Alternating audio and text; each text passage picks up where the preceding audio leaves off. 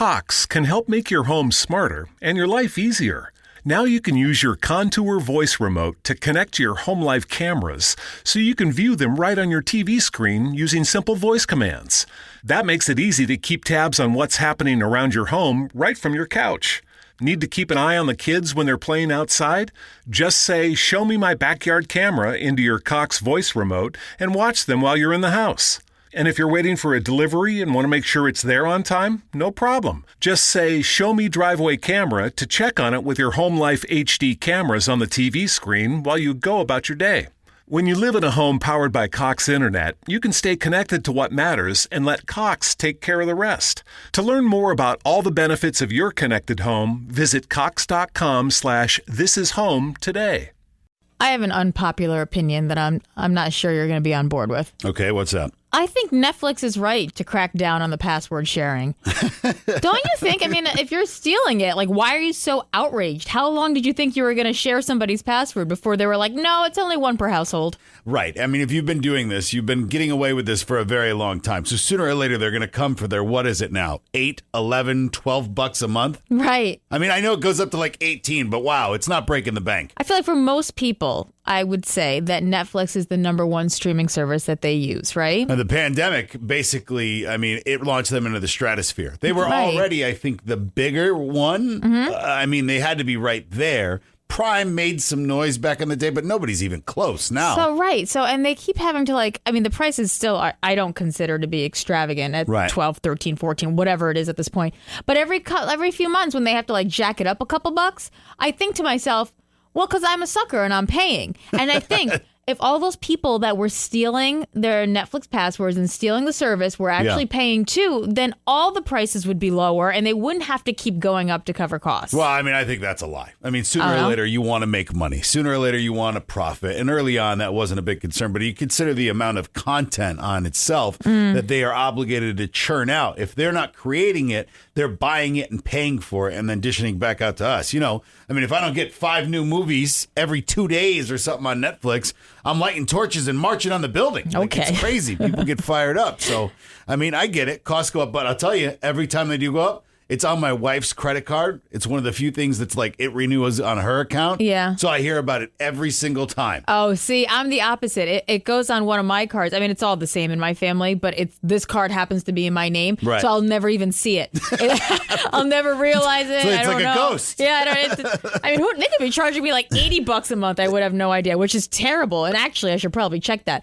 But what I'm terrified that they're going to do is log everybody out. So you have to re-log in with the password because I never remember what that password is. Isn't it funny how forward it feels when somebody will offer up their password to you to watch? It's almost like they let you peek down their shirt or something, you know? It's like, who? Oh, this is salacious almost. Are we swinging together here on a stream service? It feels strange. I remember my old co-host, he had all my passwords and he had them written down in his wallet. What? Because he would use all my streaming services. What? Yeah. I mean, if you asked me for my passwords, I would give you my passwords. But that's really it. I mean, probably just you. Everybody else, figure out the $13, I guess. Oh, why does this feel like a 70s key party? He had it in his wallet. Isn't that weird?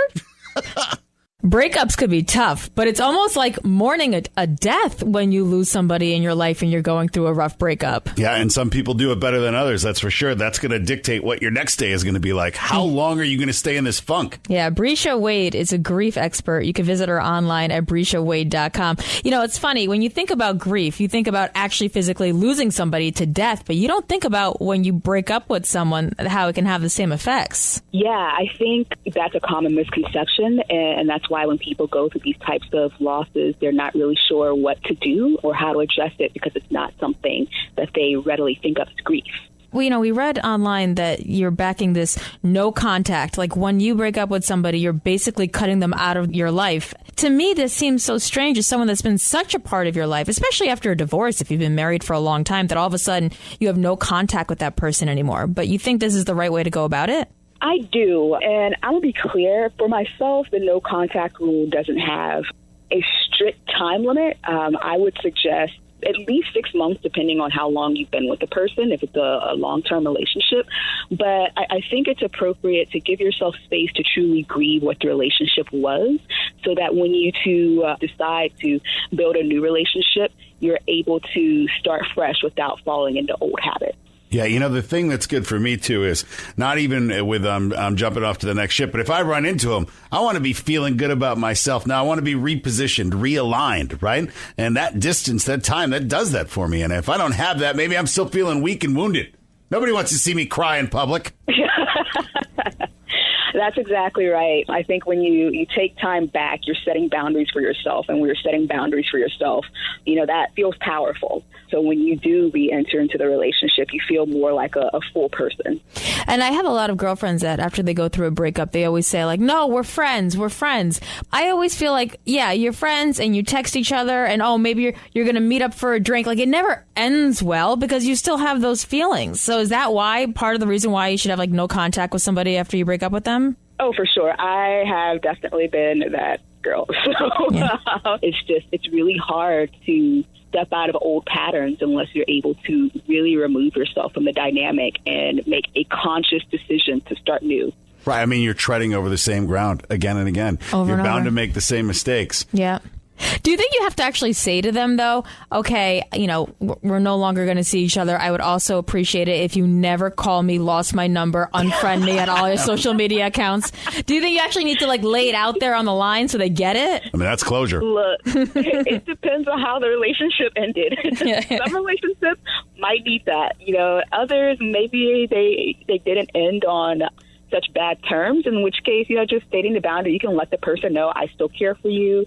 Perhaps we can be friends, but for now, this is the type of distance that I need. Yeah, I feel like the we're still going to be friends thing is just like, don't say anything bad to me on Facebook, because if you do, I'm going to blow you up. Right. All right? Yeah. And then after that, once we get out of this 60 to 90 day thing where we don't care anymore, then we can be more real about it. But right now, we're going to be friends. We're friends.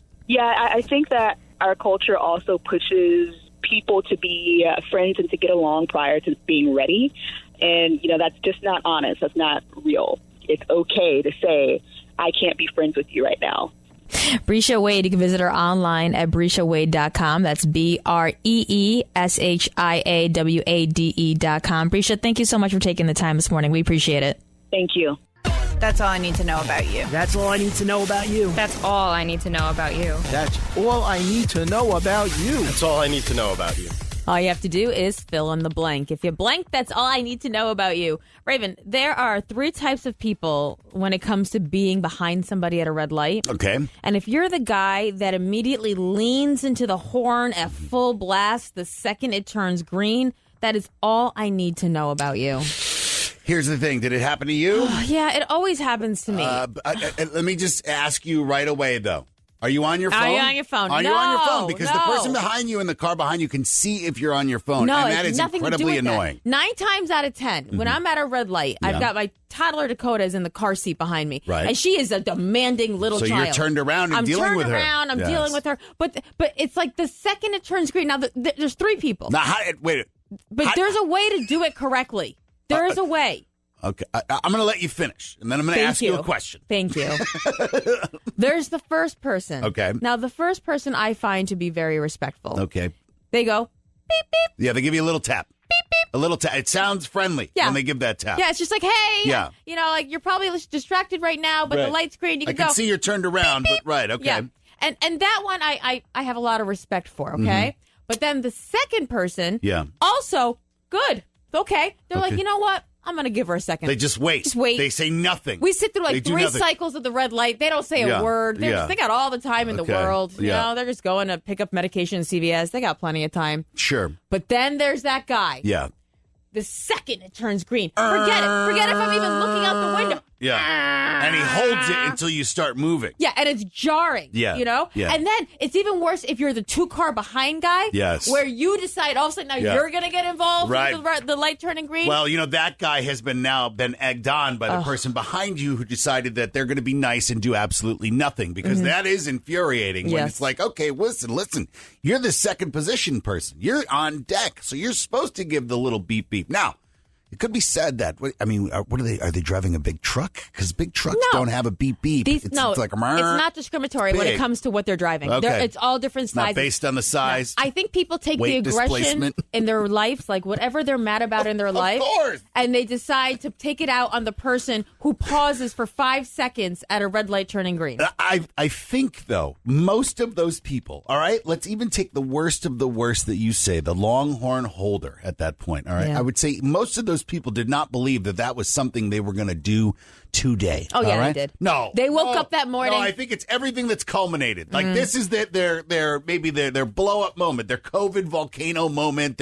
There's things going on at home. There's things going on at work or whatever, and this is where they lost it. It happened right here at this light. I think this person has no control over their life, and they woke up that morning, and they're like, the second... They couldn't wait to hit that horn on people. And they were going to be like, beep! You might be one of 3 they do that day. That's all. They're not even going anywhere. Right. They have nowhere to be. Right. They're just driving around waiting at red lights for it to turn green so they can aggressively honk. That's all I need to know about you. I'll just say eyes up front, Anna Zapp, all right? Avoid the problem. I mean, sometimes I'm just looking up. I'm just zoned out. Give me a break. This is wacky. Principal and her daughter in Pensacola were arrested after they rigged votes at their daughter's high school so she could win homecoming queen. You laugh. Oh, it's a great feeling to be the toast of the night, right? Oh, good for her. So the principal was suspended from work and the daughter was expelled from high school. Oh, my gosh. But the thing is, it's like, okay, yeah, this is bad, but why were they actually arrested for it? Anna, I'm going to be a princess. Well, there's a reason why this had a lot more repercussions. Police say the mom and daughter had to illegally access accounts of hundreds of students, accounts that had a lot of personal information of those students, all so the daughter could wear the crown.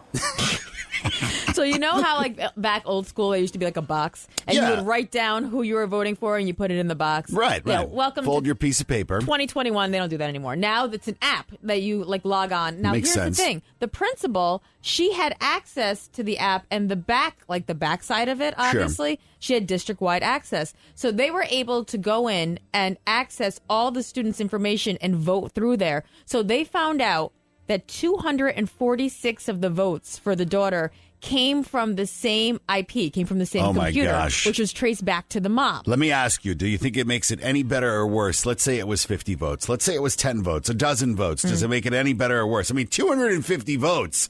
You didn't have a shot. Yeah. You didn't have a chance before that.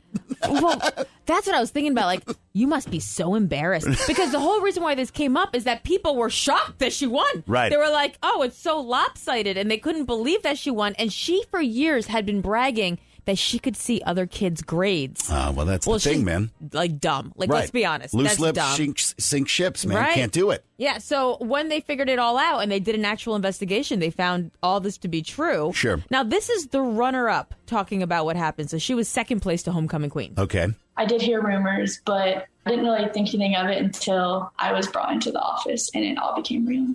The other girls that wanted it, that could have been one of the runner-ups, I feel bad for them because that was an opportunity that they lost. Am I alone here? It's kind of hard to feel really bad for the runner-up of homecoming queen because you feel like they've already got a pretty good life going on, right? Like, I was runner-up. I don't remember. You? Yeah, I don't remember if it was my junior year or my senior year, to be honest. But I will tell you this. Yeah. I didn't cheat. I campaigned hard. I made brownies. I made cookies. I went around the cafeteria. I can imagine you doing it. To the tables. Working every table. Yeah. I was like, if you're voting for homecoming queen, vote for me. What were your biggest selling points? I'm nice. I know everybody. I made these brownies. Did you flirt with the boys? What did you do? Did you? Oh, no? I was like the class clown. I was loud. I got to be honest. I don't remember at our prom us having anything but the king and the queen. Mm-hmm. And, you know, I mean, to be honest, my friends won both. All right. Mm-hmm. And the girl was like an obvious choice. She was a super nice girl, pretty girl, and just, you know, an all around good person. Yeah. And my friend that won, also an all around good person. But I got to tell you, when he won, I was kind of like, what, not me? And then I thought to myself, immediately I said to myself after, he's clearly a better person than you. Right. But whenever I think back to Jen who won queen, I'm like, yeah, she was pretty, but she didn't make brownies. Nope. See, still a little bit of anger there. I love it. Raven picks them. It's 3 news stories, but you're really only going to hear about one because Raven is going to pick the one he wants to hear about. Ready, Raven? I'm a little self-indulgent, too, just to be fair. Yeah, no kidding. Go for it. Number 1, a bridal party's limo caught fire in Las Vegas on the way to the wedding. I mean, that's par for the course in Vegas. Okay, what else? Number 2, a woman got a tattoo from an artist that was 300 miles away. Oh, that is interesting. And the third story you get to choose from, people on the Arctic Circle now need a cage outside their door. Well, you know that I love anything that has to do with Alaska, so I'm going to go with that one. Although, the tattoo story sounded very compelling also. I really was hoping you weren't going to pick this one because I'll be honest with you, it's the most gruesome. Ready? I'm ready. Okay, people on the Arctic Circle need a cage outside their door. I guess polar bear attacks have become a thing in the Arctic Circle, and if you're doing work up there and you're doing research up there, what they've done is created what looks like a jail right outside their front doors. So when you go out, that you won't be attacked by a polar bear. Yeah, they're aggressive, man. Yeah. Here's a guy in the Arctic Circle explaining why they have to have the cage. This is called a polar bear cage here in the Arctic Circle. This is just tundra, and polar bears live here. So sometimes when you walk outside, a polar bear could be stalking you, and this gives me the chance to see them. And they're locked out, so I'll just go back inside and not get eaten by a polar bear. Can you imagine every day you get dressed for work, you put on your shoes, you put on your coat, you grab your purse or your bag or whatever, you walk out the door, you have to walk into this thing that looks like a shark cage, but it's a polar bear cage, and you have to just scour the area to make sure there's not a polar bear waiting there to eat you. Well, I would say leave your purse inside. You could probably leave it in the car or whatever it may be if you're in the Arctic Circle. But not many car break-ins. It's best to be prepared, I guess. Polar bears, they're aggressive. They're sleeping one time. Sea ice is dissolving, right? They had to walk a long way. I'm with you, though. And at the same time, too, like that cage isn't guaranteed to work. When I was looking at this video of the polar bear cage, it looks a lot like when you watch Shark Week on Discovery Channel. You're thinking Jaws, yeah, right? Like the shark cage that they put you in? It's exactly that, but it's built outside your door. But I did some research, and there's this guy, his name is Gordon Grice. He's the author of the book Deadly Animals. Of course. What animal do you think would be the worst to be eaten by? If you had to be attacked by an animal. Yeah. What do you think would be the worst? Well, I mean, are they going to do me in from the first take? That's really the question. Most of them will. I want it to be over the first swipe, right? So polar bear, I mean, honestly, a bear attack could take a little bit longer. Yeah, it could take a little bit longer because they're going to bite you. They're going to claw you. They're going to scratch you. It's going to take a little bit longer. I feel like shark is probably, you're going to bleed out relatively fast, I'm guessing. But then you're also going to drown. Do you really want to deal with that, I don't think you're thinking of that when you're already passing out from blood loss. I think you're probably all right on that. I mean, getting hit by a rhinoceros or something, because they're going to come back around and step on you. That'd be rough. Obviously, lions, they can kill in one bite. Right, of course, right. Hippos can run 18 miles per hour, and their teeth are 2 feet long, and they leave puncture wounds the size of beer cans. Hippos can bite you in half. Yeah. For humans. People don't think of that. We just think of them as cuddly and big and they're fat and all that. But they say very few people survive a hippo attack. I've seen zoologists, when they're working with hippos, they use pickup trucks that look like they've been through a war zone to basically corral them. You can't go out there. Little shark cage ain't going to help you there. Polar bear cage, none of that. Elephants can use their trunks to beat you, which can be very painful. Kind of like a baseball bat. They're just going to whack you, right? They're just going to keep whacking at you till they get you. I feel like elephants will be my homies, though. But the number one animal that is the most painful, terrible death, according to this author, is hyenas. Because they don't kill, they just start eating. So they just start eating you from the beginning before they take you down. Just imagine that. I told you this was the dark one. I don't know why you chose it. March Madness is getting ready to kick off, or it is kicked off. I don't actually know because I don't know anything about college basketball. Well, the first thing would be is that it tips off. It does not kick off because there's no football involved. All right. Tom Rock is a sports writer for Newsday. And Tom, I know very little about basketball, but I do like the fact that you always give me certain things that I can say to make me sound smart when we're talking about these big events. I try to help out that way. It's a service I provide. Well, you did a great job at the Super Bowl, Tom, so we need you to bail her out again. Let's say Anna's going to a cocktail party, or she's going to be mulling around with friends, and she wants to sound like she's intelligent about this thing. Well, the first thing you need to do is you need to pick a Cinderella team. And a Cinderella team is sort of an underdog. It's a team that really nobody has even heard of. What you want to do, Anna, is you want to stay away from the directional schools. Okay. So Eastern Washington, North Texas, those are out. And you want to stay away from the ones that are state schools but don't have states. So Wichita State, Cleveland State, Morehead State. Okay. I think I have the great school for you. All right. The Grand Canyon University Antelopes. Oh, yes. I mean, everybody loves the Grand Canyon. All right, who's got something bad to say about the Grand Canyon, right? And who really is mad at antelopes? Nobody. Think of it. Going to use it in a sentence. Here we go. You know what? For my Cinderella team, I'm going with Grand Canyon University. First of all, it's the antelopes, and who doesn't love antelopes? Plus, their coach, he was like a Cinderella, too. Had 2 terrible stepsisters, and her mom died, and then had a terrible stepmom. No, it was a shaky beginning, but it's only your first sentence. We'll come back to that. All right. Okay, what else you got there, Tom? We got to talk about Duke. Duke is the team that you either love them or, more likely, hate them. And this is the first year now since 1995 that Duke isn't in the tournament. More to the point, it's the first year for their coach, Mike Krzyzewski, since 1983 that he hasn't coached this team to the tournament because he was out with some back injuries.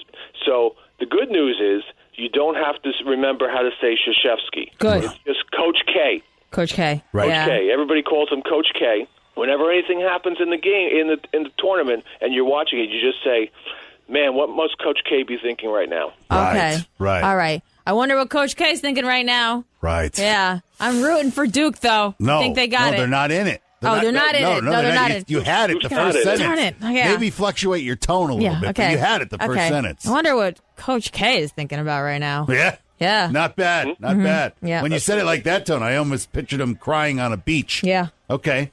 Finally, we need to have a team that we think is going to win it all. And this year, that team for you is going to be Gonzaga. It's a college in Spokane, Washington, and they are the top team in the country. They're the number 1 seed overall, but that is not why you're rooting for them. The reason you're rooting for them is because they're named after Aloysius Gonzaga, who lived in the 1500s. He was an Italian aristocrat, and he died while helping people afflicted with the plague, and he became a saint.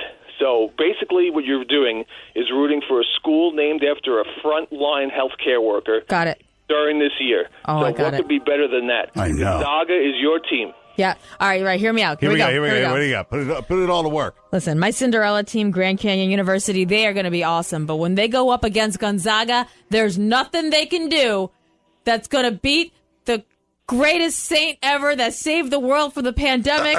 And that's why. No. Go. No. All right. A little Go bit more work. Gonzaga! No. I'll just send you the podcast link and you can listen back. And Tom, she'll get it better next time. I really will.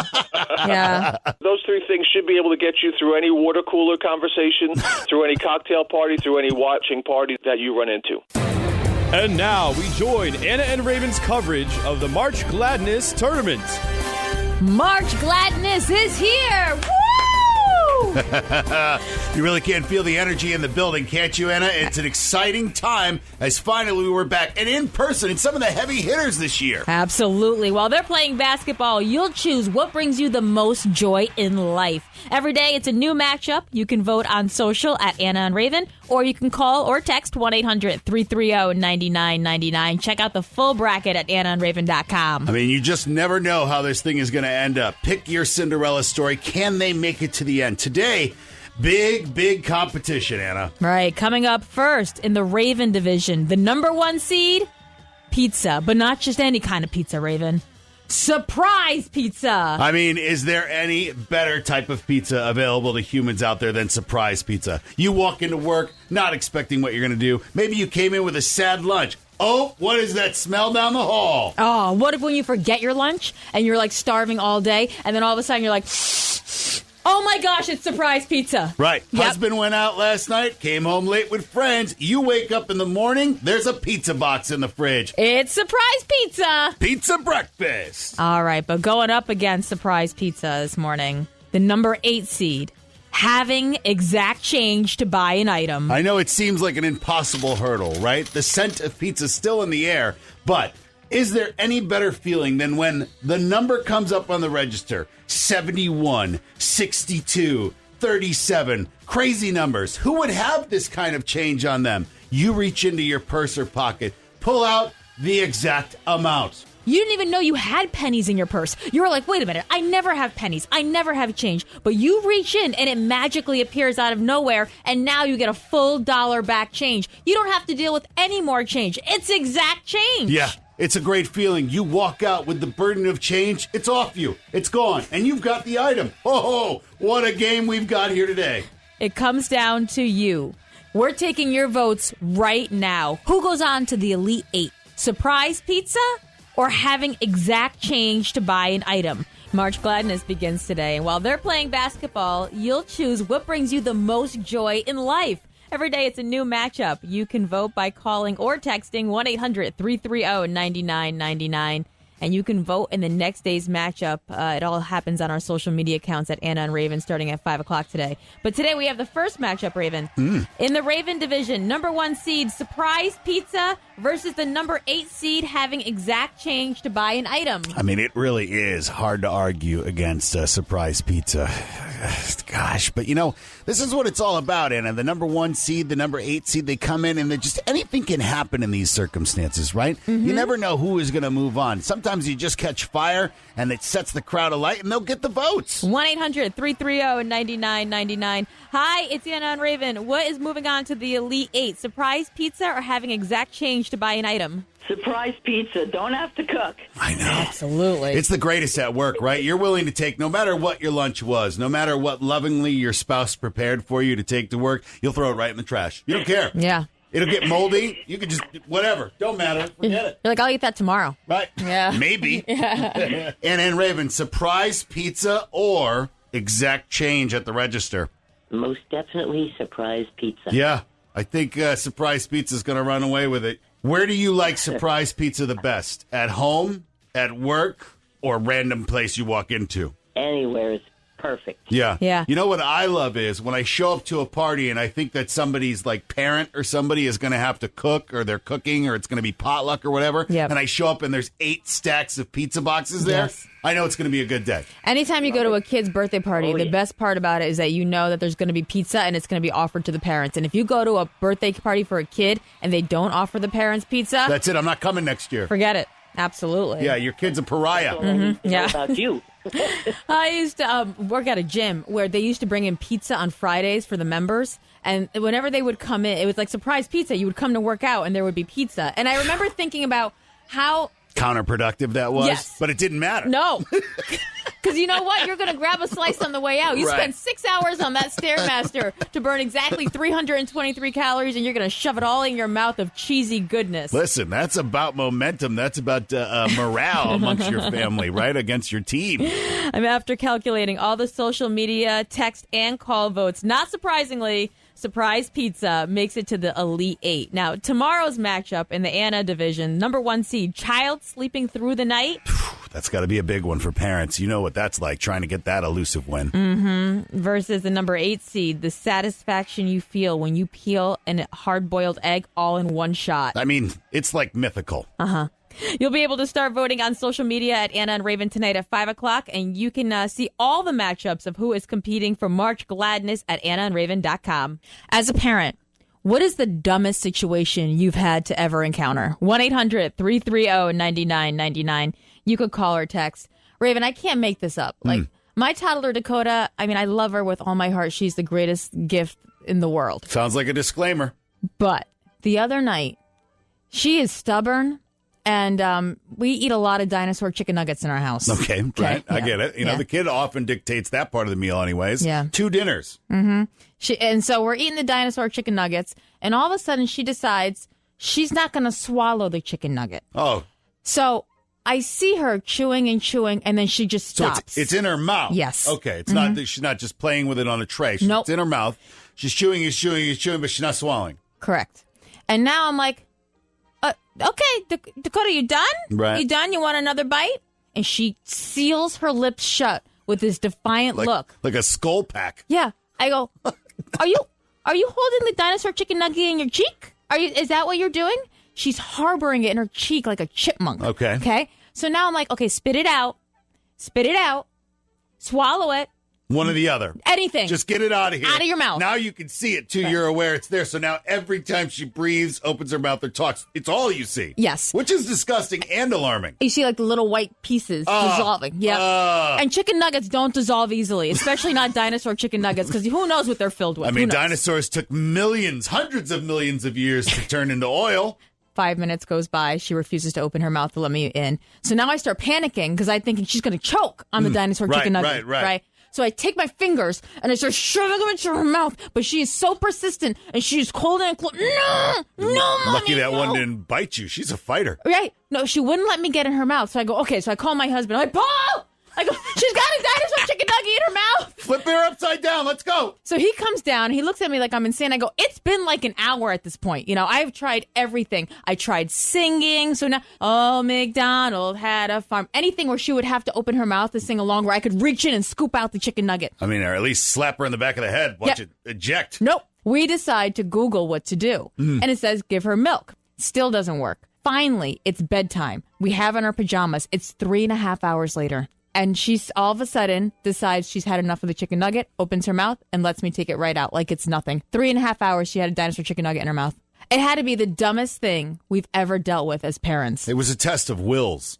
What is the dumbest thing you've had to deal with as a parent? 1-800-330-9999. The other night, my husband and I, 3.5 hours, we tried to get a dinosaur chicken nugget out of my toddler Dakota's mouth. She would not give it up. She was harboring it like a chipmunk in her cheek. This is what it means to raise a child. She refused. Hey, it's Anna and Raven. What's the dumbest thing you had to deal with? So when my son was 4, my youngest son, I had to take him in for stitches because I was letting him and his siblings jump on a Murphy bed, literally singing the Monkeys on the Bed song. And seconds after I had the thought of, I should probably have them stop, he fell into the wall where the brackets are on the floor and put his head open. Yeah.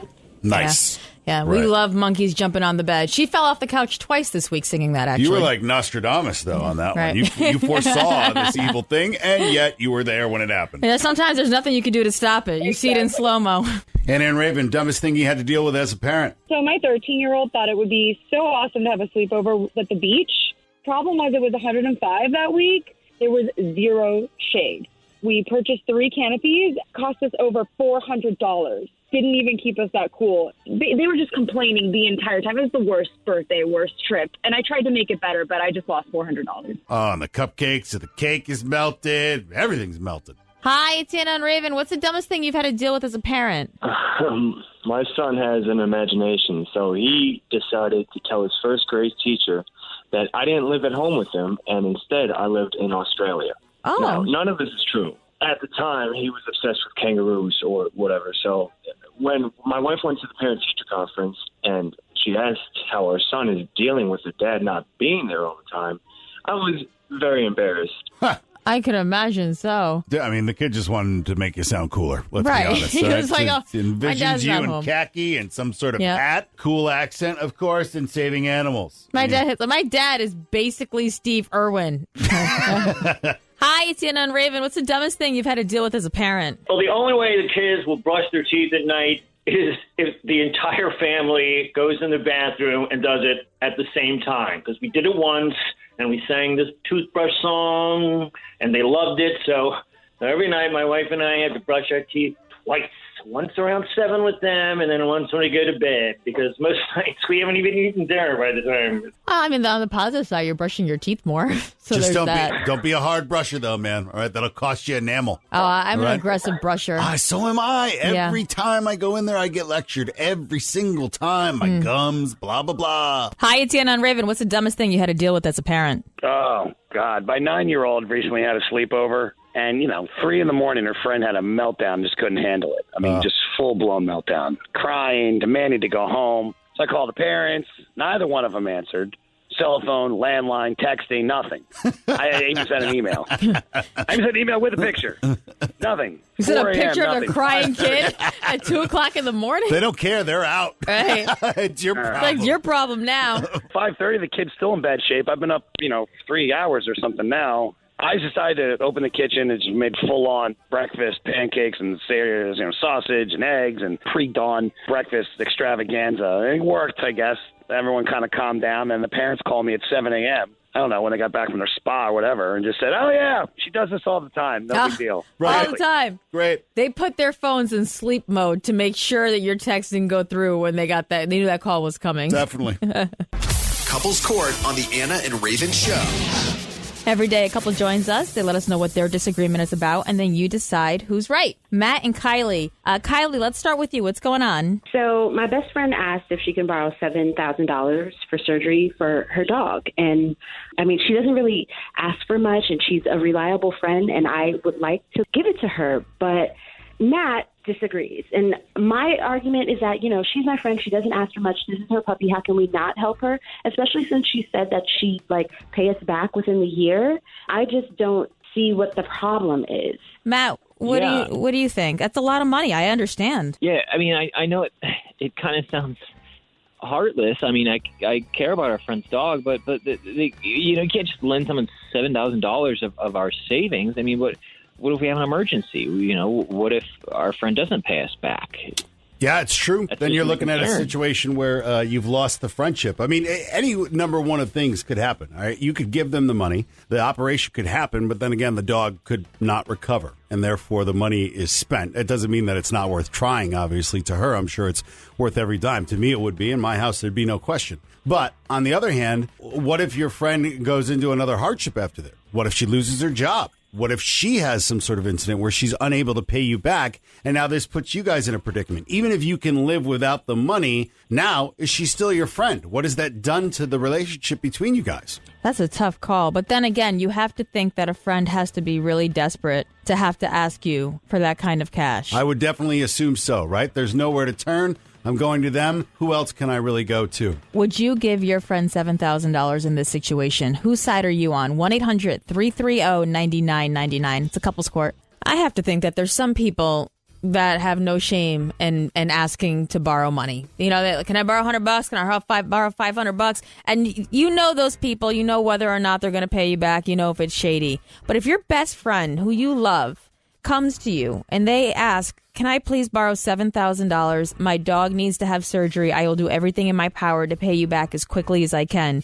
What do you do in that situation? I mean, it's a very tough circumstance because the thing is that you know things about your friends. You know their ups and downs. You know their struggles, right?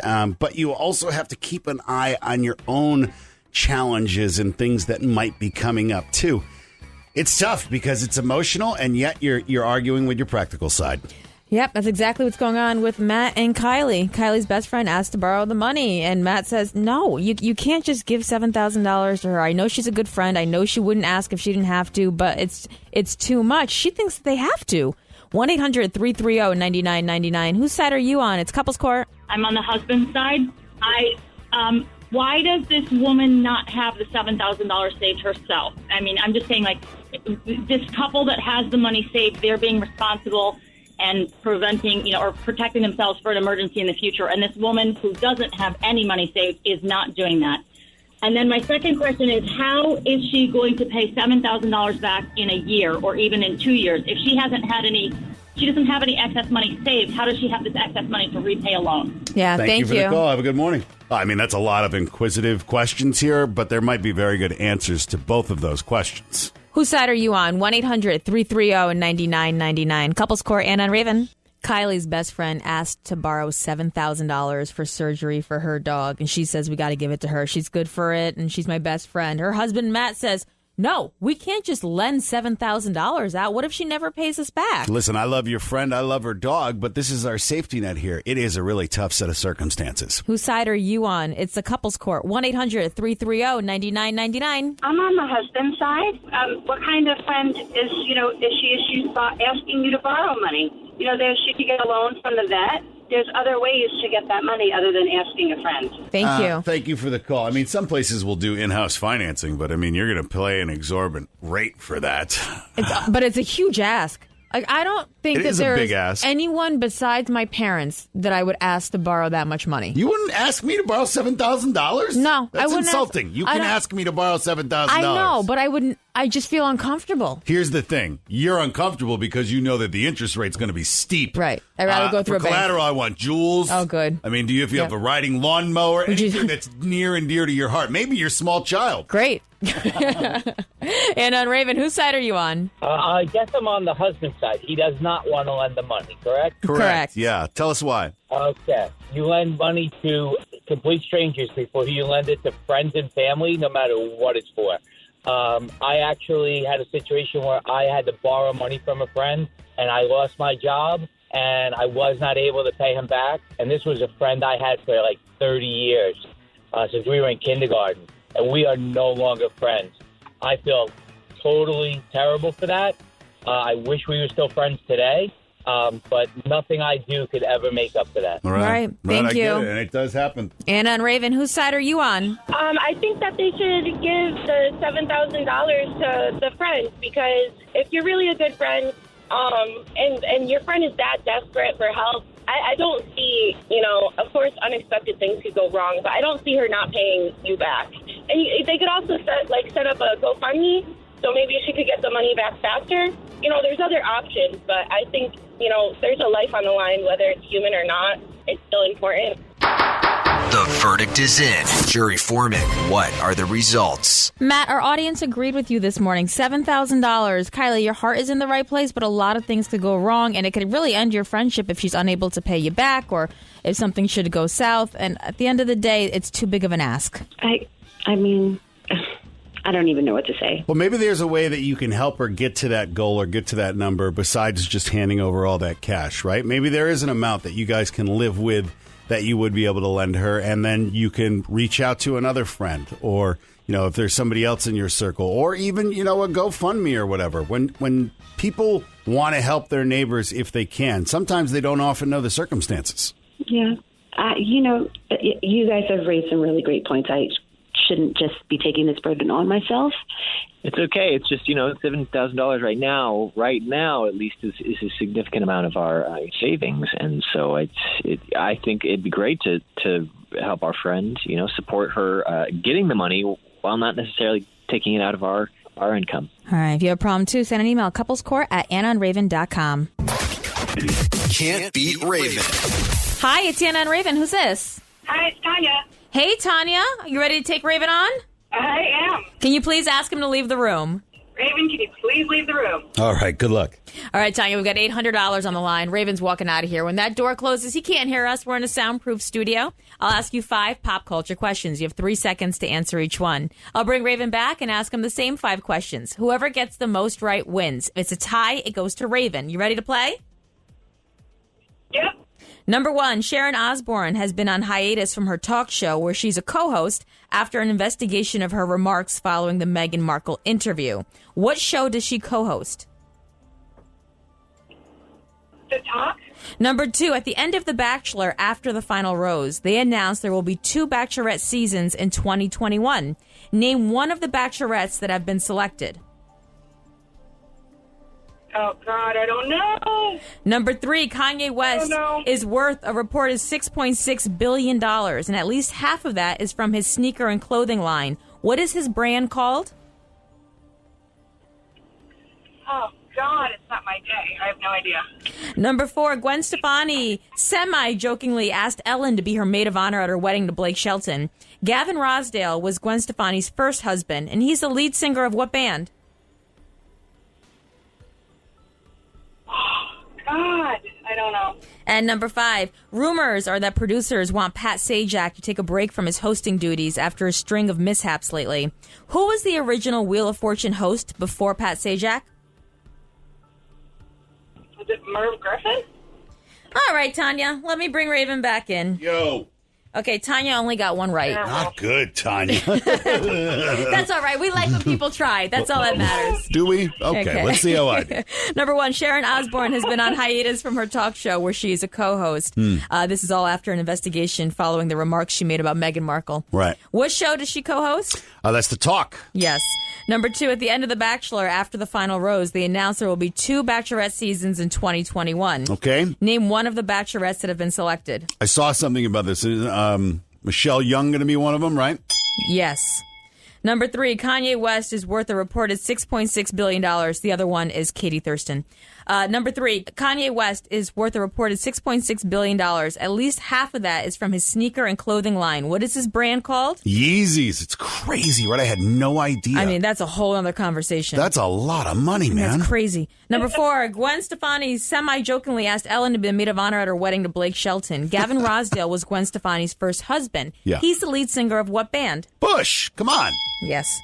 At number 5, rumors are that producers want Pat Sajak to take a break from his hosting duties after a string of mishaps lately. Oh.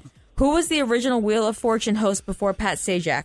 Oh, I don't know. I'm going to take a guess and just say Chuck Woolery. Chuck Woolery is correct. Wow, really? Yeah. Oh, my gosh. Chuck Woolery hosted everything. Everything. And he was fantastic. I'm sorry, Tanya. He beat you 5-1 this morning. We will get you an Ann on Raven t-shirt. I had no idea.